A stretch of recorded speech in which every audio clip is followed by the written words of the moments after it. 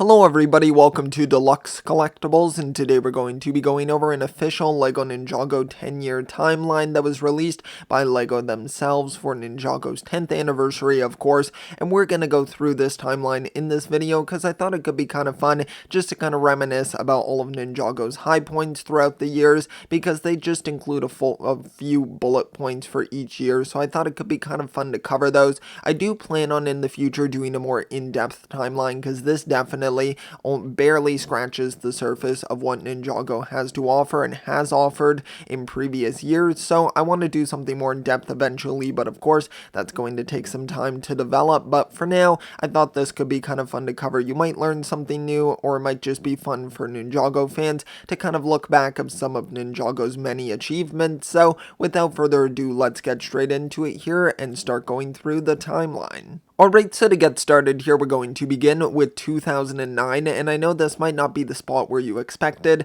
to start, of course, with Ninjago coming out in 2011, but we're starting here because this is what is on the timeline, and it's actually a little bit weird where they decided to place this in the timeline, just on the image. It's a little bit out of the way, and not where the actual timeline starts, so it's a bit odd, but nonetheless, in 2009, we had the first ever LEGO Ninjago sketch by Tommy Andreasen, which you can see there, and I think that looks really phenomenal. He did an amazing job with the design there, and it's just such a cool concept, and it's just really cool to see that original sketch. And it also mentions that the sketch was sent to Craig Sellers, who painted an image that was shown internally, and this was the beginning of LEGO Ninjago. And I also want to mention briefly as well, if I mispronounce any of the names that are mentioned throughout this timeline, I do apologize for that, but I'll try to do my best with the pronunciations. But now let's move on to 2010. Alright, so coming down to 2010, it's a very brief little blurb here where we see it says Nia sketch by Tim Ainley right here, and I think that looks actually really cool. I do love the design of Nia there in the Samurai X sort of outfit there. I think it looks very cool and kind of traditional there. I really do like it. It almost looks like it doesn't have as much of the high-tech sort of element at that point, and I kind of like seeing that just more classic sort of design. I think that looks very cool, and they actually released a ton of concept art for Ninjago, so I do plan on doing a video on that as well, but I wouldn't include it in this because we've already got the timeline to go over. But that's all we have for 2010. Now we're going to move on to 2011, of course, the official year of Ninjago's first release, and that is the pilot episode of LEGO Ninjago Masters of Spinjitzu, which aired on television that year on January 14th, so very exciting there, of course. And then we have the LEGO Ninjago action toys with collectible cards and spinners were launched, and then the Ninja also appeared in a variety of video and mobile games, including LEGO Battles, Ninjago,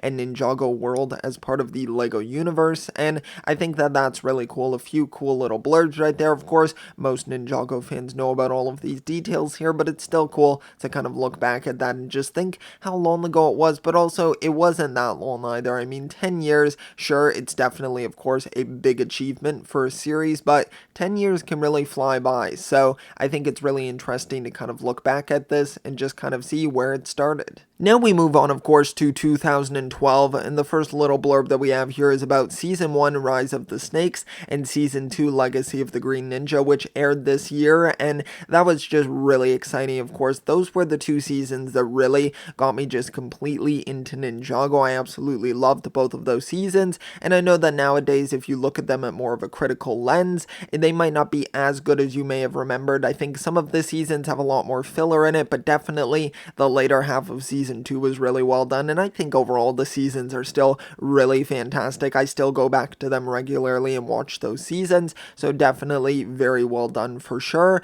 And then we also have it saying Nia's journey begins under the persona of Samurai X. She plays a pivotal role in major battles, so very exciting as well. Of course, Nia's journey starting, and then we have another cool little blurb right here, which is one that I was not aware of, and that is that one of the top 5 historic bestsellers was set number 9450, the Epic Dragon Battle, and I think that's really awesome. That is a Ninjago set that I do have in my collection, and it's an amazing one, so I can completely see why this is one of the top 5 sellers. I think that's just phenomenal how well it did then, and I guess that holds up to now if it's one of the historic bestsellers bestsellers. I'm not sure if it's only specifically for 2012. Let me know if you have any more info about that, because they only have this small little bullet point here, but still, I think that's definitely a huge achievement for the line. Now we move forward to 2013, and this was the year of the Golden Ninja Lloyd and the final battle, of course. Some really big stuff happening in Ninjago, of course.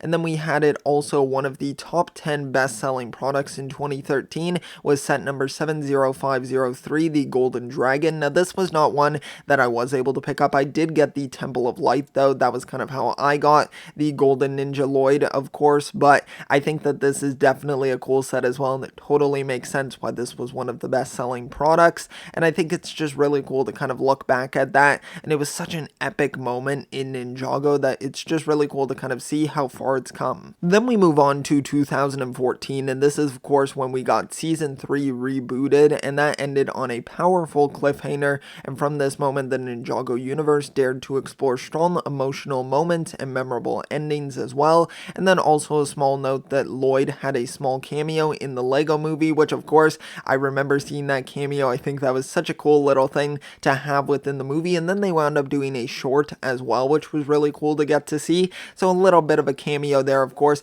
kind of building up to, of course, us eventually getting the Lego Ninjago movie, which of course was a huge achievement for the series. So I think that's just really cool to look back at that, the seeds they were planting, and then what they wound up turning into. Now in 2015, we have a ripcord activated action toy was introduced, which made the toy able to fly and created a new play experience for kids more similar to Air Jitsu from the TV series. So of course they introduced those flyers there, which I think were a little bit overdone in future years, and I think people got a little bit sick of them and wanted to go back to the basics with kind of like spin jitsu more type things. So they kind of went back to that, of course, now in future years, but I think that it's still cool that they kind of introduced Air Jitsu. I think it was a cool concept and definitely enabled for us to get some unique minifigures as well in those packs. And then we also have a blurb about the ninja appearing in the video game Lego Ninjago Shadow of Ronin, and then Lego Dimensions as well. Of course,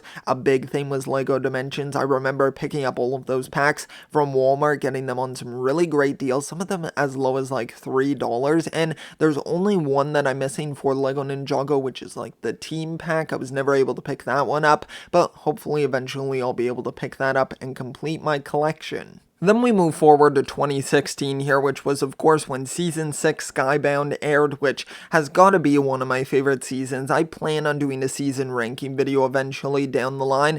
I really got to think about it though, because some of these seasons come very close to my #1 spot, so I'll definitely have to break it down quite a bit more. But Skybound, definitely a standout season, a really great one. And then we also have a mention that I was very happy to see, which is the Dark Island Trilogy, a 3-part graphic novel series written by Bionicle novel author Greg Farshtey, and that was released as well that year. So that was of course very exciting. Also, I really like that they mentioned that as well, because I don't think all Ninjago fans are aware of the Dark Island Trilogy. I personally have actually not had the opportunity to read it, because if you want to get the physical copies of it, it's actually very hard to come across now, but I have watched videos kind of discussing it, so I know kind of the plot of it. I'm not going to spoil it here, of course. Maybe I'll do a separate video on that at some point if anyone would like to see that, but it's definitely really cool that they made a mention of it here, because you might not think they would because it's just a graphic novel series, but still I feel like it's a pretty cool one to kind of mention. And then we also have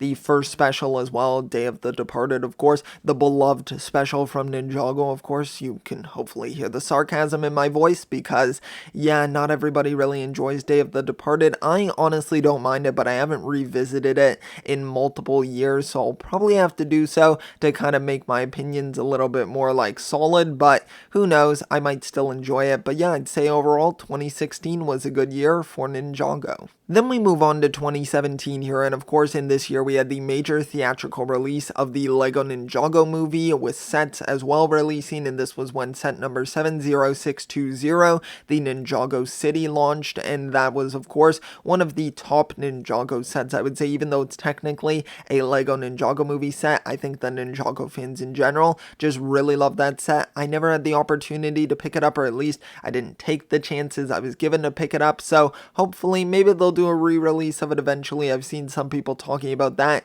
The chances seem a little bit slim now, but who knows, eventually maybe there is a possibility of it. But I really enjoyed the Lego Ninjago movie. I've never really shared my thoughts on it in a video, but I loved the sets. I really enjoyed the film. I honestly like all of the Lego movie films. I think they're all fantastic. They have some really great stories with some good heart in them, and the animation always manages to blow me away. I know this one integrated more real life elements into it, and I actually didn't mind that. I thought it was integrated really well, and it's just a great, fun, like family film overall. Now we move into a big year that introduced a lot of change for the Ninjago TV series, and that is 2018, of course, when Season 8 Sons of Garmadon and Season 9 Hunted aired, and of course, after the movie released, the TV show undergone a various design changes to welcome fans of the movie to the TV series. For instance, the faces of the ninja were changed, so of course there were a few changes. We had a voice actor change for Lloyd,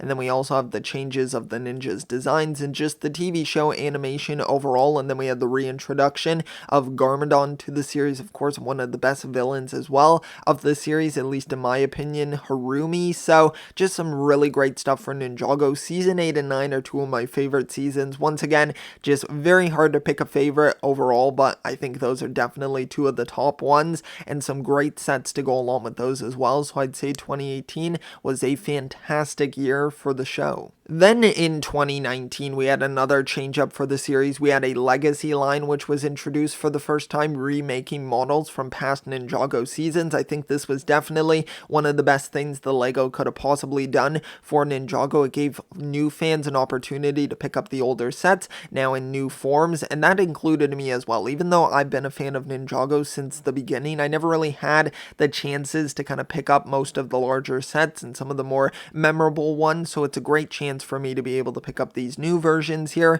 and then you're not really missing out on too much other than really those original builds and those original figures. But honestly, for a majority of the legacy sets, I think the new versions are improved upon ones, so I'd say they did a good job with that. And then we also have a point about the two army factions which were introduced, the Blizzard Samurai and then the Pyro Vipers as well, of course, for season 11 of the series, which big stuff there as well. So definitely some pretty interesting things there. One thing that's interesting as well is that they don't mention season 10 March of the Oni in any of this, so a little bit interesting there that they don't make mention of that, but who knows, they might have just left it out by choice or just forgot it from the timeline. Now we move on to 2020 here, of course, the year that I'm sure a lot of people would like to forget about, but I have to say at least it seemed like it was a very good year for Ninjago, and in this year, of course, we received season 12 and season 13 Prime Empire and Master of the Mountain, which also had their supporting products released as well, and also had a board game introduced in the sets for the first time, which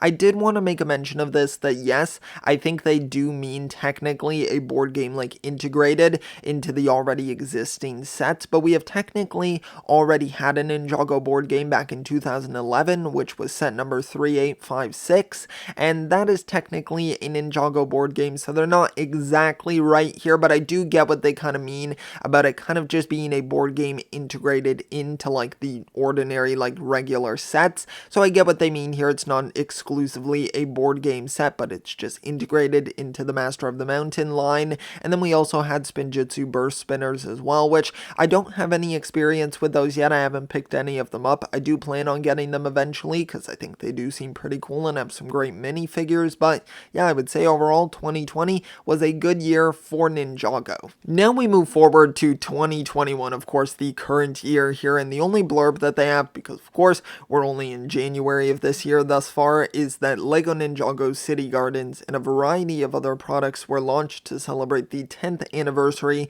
and some of the sets of course include a golden character, which are more specifically the Ninja and then Master Wu as well. So some pretty cool stuff there, of course, for 2021. It's looking to be a bright year for Ninjago with a ton of sets releasing. I did actually do my previous video on every Lego Ninjago set releasing in 2021, so if you want to check that out, I'll be sure to link it at the end of this video, because there is a ton of cool stuff releasing, and you definitely, if you're a Ninjago fan, you want to be aware of it so that you don't miss out on any of the great upcoming sets and the ones that have already released as well this year. So yeah, definitely looking to be a great year for the theme. Alright, so now that's going to conclude my video here on the 10 years of LEGO Ninjago timeline here that was released. I honestly think it's a pretty good timeline here, considering, of course, they're not going to write super long paragraphs about every single year of Ninjago. I think for what this is, it's actually very well done and has some good information in there. Some stuff that I wasn't even aware about with some of the top-selling sets,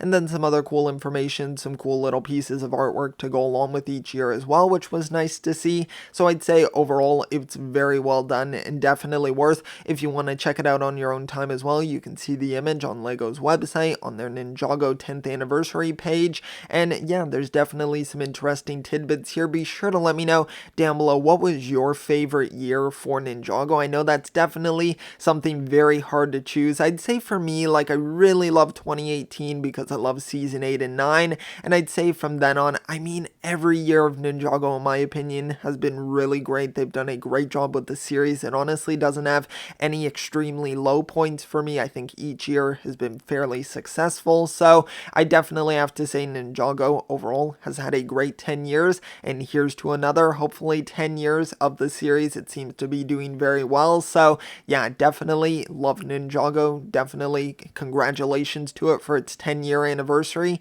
And yeah, just let me know all of that down below. But thanks so much for checking out this video. If you did enjoy, be sure to leave a like. Also subscribe as well if you want to see some of my other content. I would highly appreciate the support. So thanks so much. I'll see you all next time. And always remember, keep on collecting.